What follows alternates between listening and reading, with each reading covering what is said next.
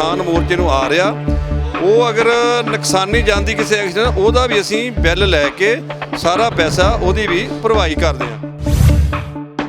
इस किसान मोर्चे ਜਿਹੜਾ ਇੰਨਾ ਵੱਡਾ ਅੰਦੋਲਨ चला रहा ਇਹਦੇ फंडिंग ਤੇ किन्नी किंतु परंतु हो रही आ।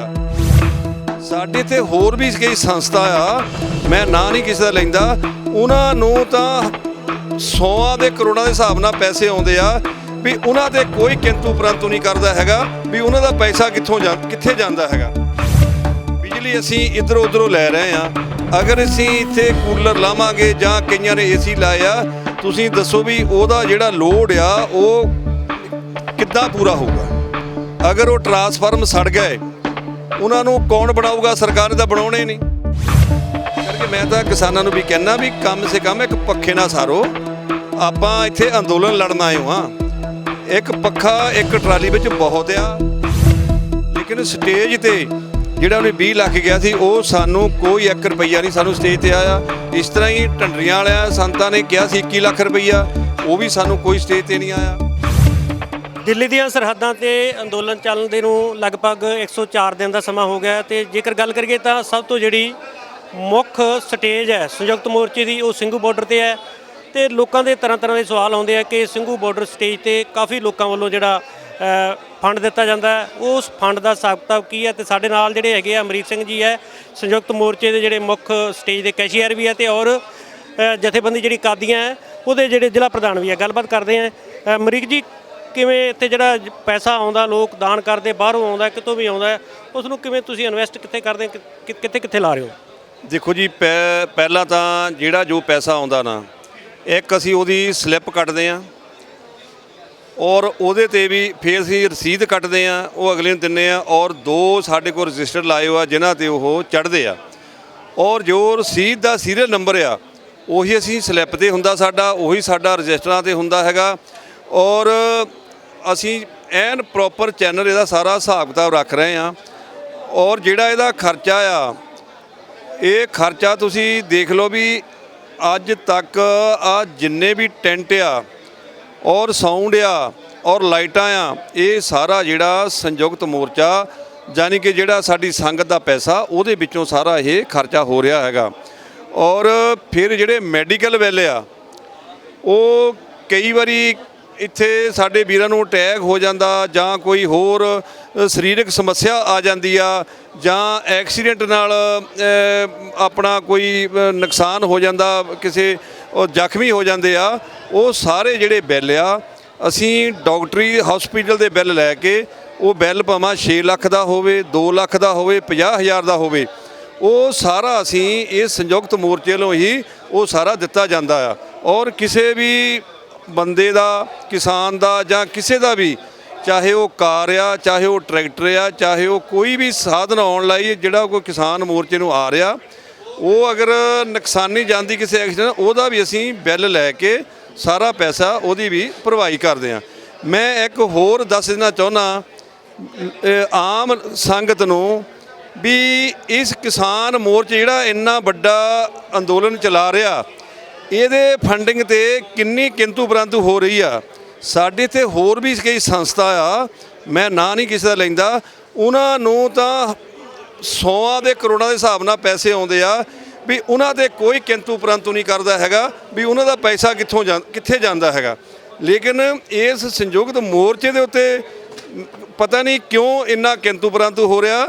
ਕੋਈ ਗੱਲ ਨਹੀਂ ਮੈਂ ਅਮਰੀਕ ਸਿੰਘ ਆ ਜੇ ਕੋਈ ਕਹੇ ਕਈ ਮੈਨੇ ਜਿਹੜੇ ਸਾਡੇ ਜਥੇਬੰਦੀਆਂ ਦੇ ਪ੍ਰਧਾਨ ਆ ਉਹ ਉਹਨਾਂ ਨੂੰ ਵੀ ਕਹਿੰਦੇ ਆ ਜੀ ਉਹ ਪ੍ਰਧਾਨ ਆ ਦੇਖੋ ਜੀ ਇਹ ਜਿਹੜਾ ਹਿਸਾਬ ਕਿਤਾਬ ਆ ਇਹ ਮੇਰੇ ਕੋਲ ਆ ਰਿਕਾਰਡ ਮੇਰੇ ਕੋਲ ਆ ਕਿਸੇ ਜਥੇਬੰਦੀ ਦੇ ਪ੍ਰਧਾਨ ਨੂੰ ਇਹਦੇ ਬਾਰੇ ਕੋਈ ਪਤਾ ਨਹੀਂ ਉਹਨੇ ਮੈਨੂੰ ਰਸੀਦ ਕੱਟ ਕੇ ਦੇਣੀ ਆ ਔਰ ਮੈਂ ਉਹਦਾ ਜਿਹੜਾ ਖਰਚਾ ਆ ਪੈਸਾ ਪੇ ਕਰਨਾ ਆ।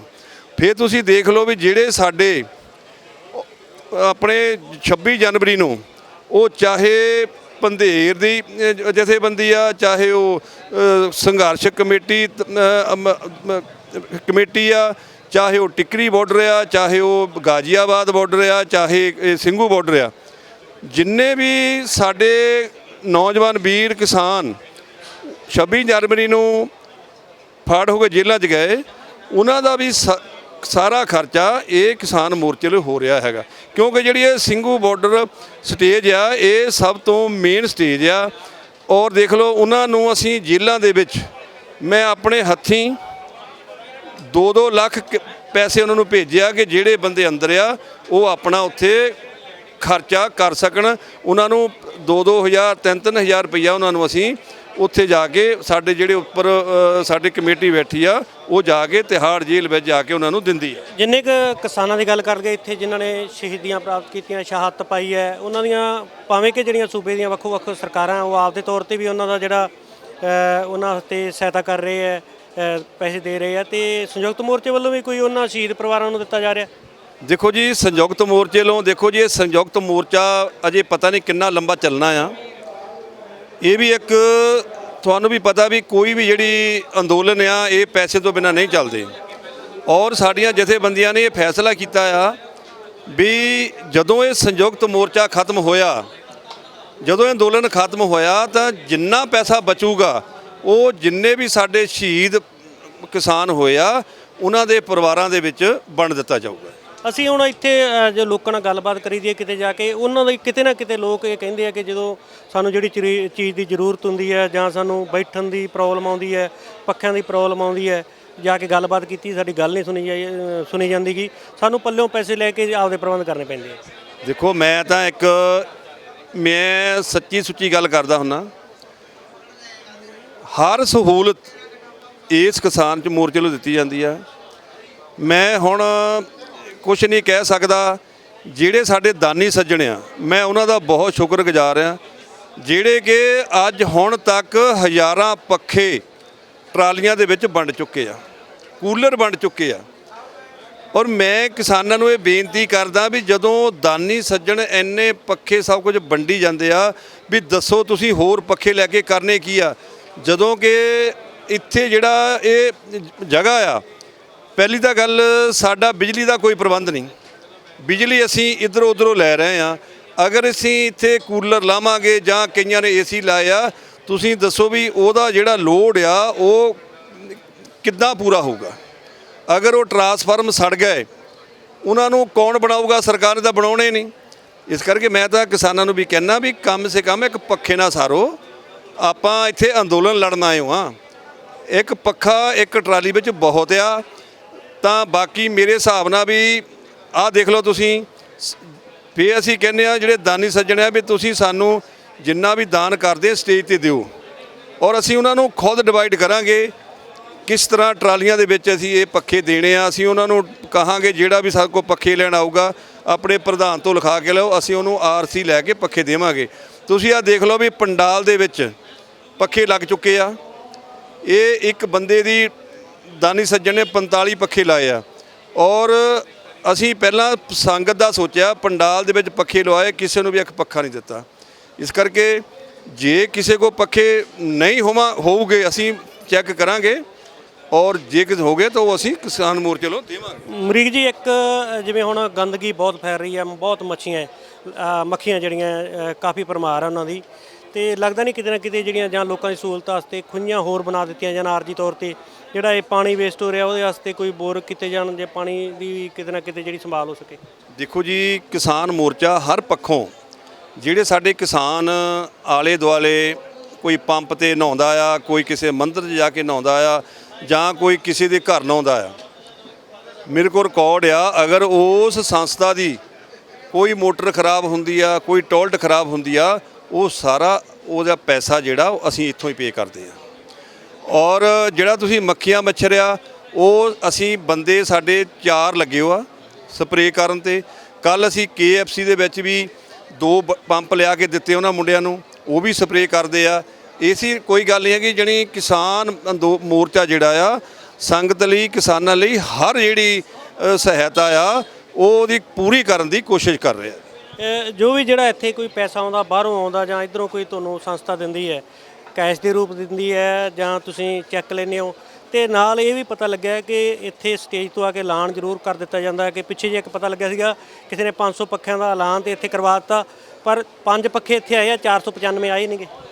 ਇਹ ਤੁਸੀਂ ਬਿਲਕੁਲ ਗੱਲ ਸਹੀ ਕੀਤੀ ਹੈ।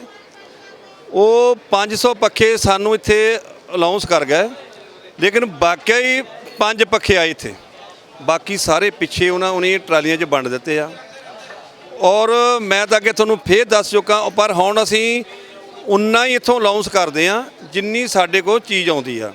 ਔਰ ਜਿਹੜਾ 500 ਪੱਖਾ, ਇਹ ਵੀ ਕਿਸੇ ਨੇ ਕੋਈ ਵੱਡੀ ਜਿਹੜੀ ਰਕਮ ਹੈ, ਜਿਹੜੀ ਰਾਸ਼ੀ ਇੱਥੋਂ ਉਹਨਾਂ ਨੇ ਐਲਾਨ ਤਾਂ ਕਰਵਾ ਦਿੱਤਾ, ਤੁਹਾਡੇ ਕੋਲ ਨਹੀਂ ਪਹੁੰਚੀ ਗਈ ਹੈ ਕੋਈ ਐਪ ਜੀ? ਹਾਂ ਐਸਾ ਜੀ, ਦੇਖੋ ਜਿਹੜਾ ਦਿਲਜੀਤ ਦੋਸਾਂਝ ਆ, ਉਹਨੇ 1 ਕਰੋੜ 20 ਲੱਖ ਰੁਪਈਆ ਇੱਥੋਂ ਅਲਾਉਂਸ ਕੀਤਾ ਸੀਗਾ।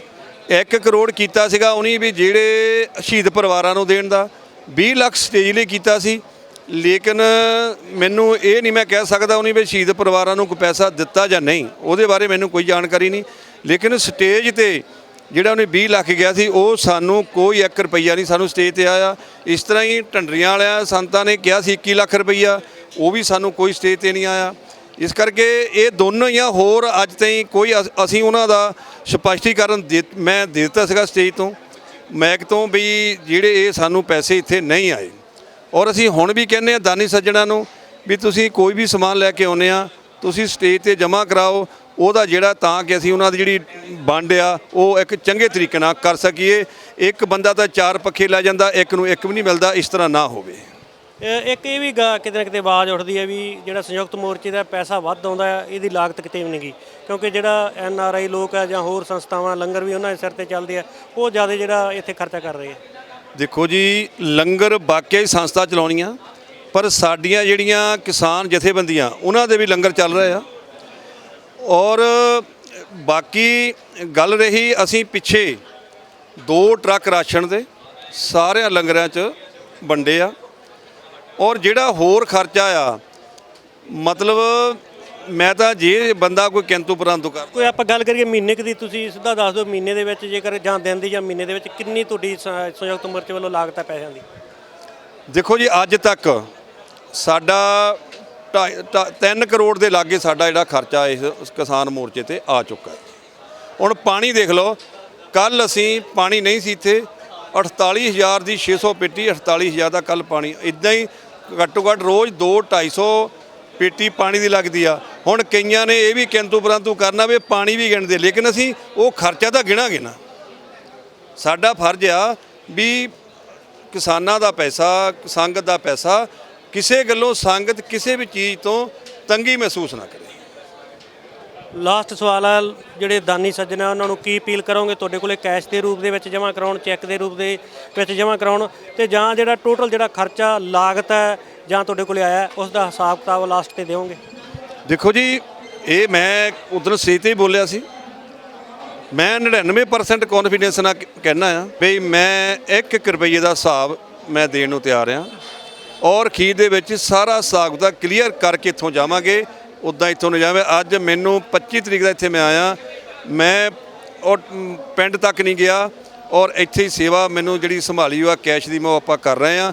ਇੱਦਾਂ ਹੀ ਸੱਚੇ ਦਿਲੋਂ ਕਰਦੇ ਰਹਾਂਗੇ, ਔਰ ਅਖੀਰ ਦੇ ਵਿੱਚ ਇੱਕ ਇੱਕ ਪੈਸੇ ਦਾ ਹਿਸਾਬ ਦੇ ਕੇ ਫਿਰ ਇੱਥੋਂ ਹਿੱਲਾਂਗੇ। ਬਹੁਤ ਬਹੁਤ ਧੰਨਵਾਦ। ਤਾਂ ਇਹ ਸਨ ਅਮਰੀਕ ਸਿੰਘ, ਸੰਯੁਕਤ ਮੋਰਚੇ ਦੀ ਜਿਹੜੀ ਸੰਯੁਕਤ ਮੋਰਚਾ ਬਣਿਆ ਉਸ ਦੇ ਮੁੱਖ ਕੈਸ਼ੀਅਰ ਹੈ। ਬੜਾ ਬਰੀਕੀ ਦੇ ਨਾਲ ਇਹਨਾਂ ਨੇ ਦੱਸਿਆ ਕਿ ਕਿਸ ਤਰੀਕੇ ਦੇ ਨਾਲ ਇੱਥੇ ਪੈਸਾ ਜੋ ਆਉਂਦਾ ਕਿਵੇਂ ਲੱਗਦਾ।